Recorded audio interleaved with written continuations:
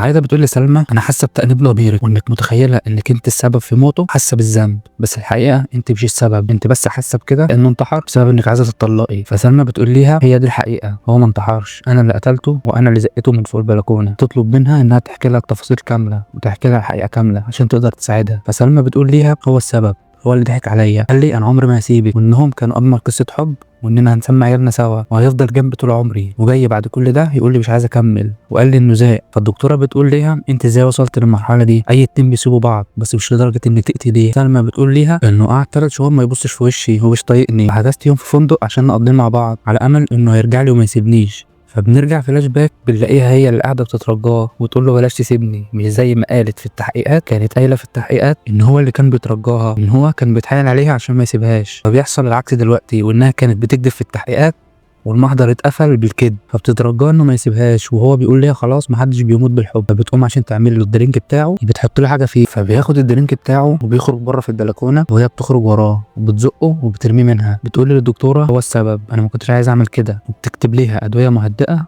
علشان تمشي عليها. ولان سلمى دكتوره صيدلانيه فاهمه هي كاتبه ايه، الدكتوره كاتبه لها دواء للمجانين وبتقول لها ان انا مش مجنونه. فعايده بتقول لها اشوفك بعد اسبوع. وهي خارجه من عند الدكتوره مروحه بيقابلها شاب بالعربيه بتاعته، بيعكسها وبيقول ليها تعالي اركبي معايا انا هنسيك الماضي. تبتسم له على اساس انها مستجيبه، بس هي الحقيقه هي مش عايزه كده، بتتضايق جدا وبتروح تكسر العربيه بتاعته. الدكتور عايده بتحكي للدكتور الاكبر منها ورئيسها عن حاله سلمى، وان هي قالت لجوزها عن حاله سلمى، وان هي قتلت جوزها عشان كان عايز يسيبها. فالدكتور بيقول لها الحالات دي عدت علينا كتير، ان ممكن واحده تقتل جوزها عشان مش بيحبها، او واحده تقتل جوزها عشان مش مهتم بيها، او واحده تقتل حبيبها عشان برضه سايبها وعايز يسيبها ومش مهتم بيها. الحالات دي مرت علينا كتير، فلازم تبلغي النيابه، وانا اعرف وكيل نيابه كويس هيديكي تصريح انك تسجلي للمرضى. فعز بيقابل موسى في النادي بيقول له اعرفك من وانت صغير، انت لسه مولود. فسلمى بتقابل ابن الست اللي شغال عندها جاي يبلغ امه ان فرحه قرب عشان هما الاتنين يحضروا، فبتديله فلوس وبتبارك له على الفرح. موسى بيقول لامه الدكتور عايده انه قابل واحد في النادي يعرفني ويعرف ابويا الله يرحمه من ايام ما كنا في اسكندريه، فبيسلم عليكي وبيقول ان هو اسمه عز. والشاب بيبقى مخطوف لانها ما كانتش عايزه تخلي موسى يعرف عز، فبتروح تكلمه وبتقول له انا قلت ليك